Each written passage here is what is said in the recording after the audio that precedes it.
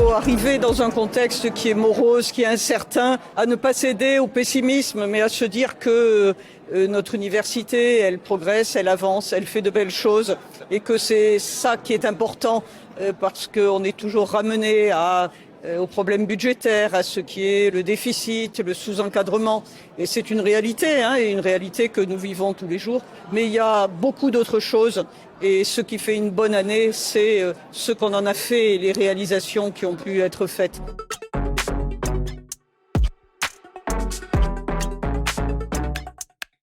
La réussite des étudiants, c'est bien sûr ce qui est pour nous prioritaire. Et effectivement, depuis 5 ans, nos étudiants réussissent de mieux en mieux. Il y a une progression dans leur réussite de 6% par an sur chaque année de licence, 5 sur chaque année de master. C'est très important, d'autant qu'on n'a pas réduit nos capacités d'accueil. Donc c'est bien l'ensemble de nos étudiants qui progressent.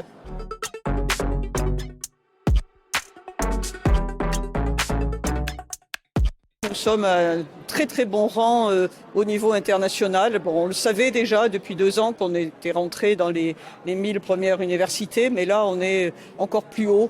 Alors bon, les classements sont ce qu'ils sont, c'est pas un but en soi, mais c'est quand même une reconnaissance de la qualité de ce qui se fait en recherche dans notre université.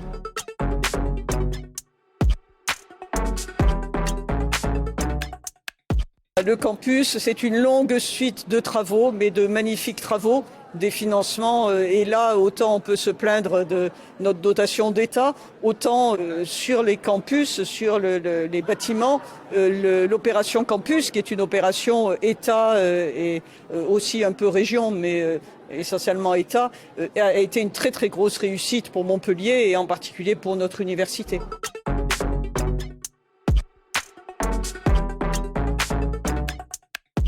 Que l'État quand même prenne vraiment en compte ce qui est la situation des universités sans minimiser les difficultés et en essayant de donner un modèle d'allocation qui soit juste, voilà, et qui existe parce que ce n'est pas le cas actuellement.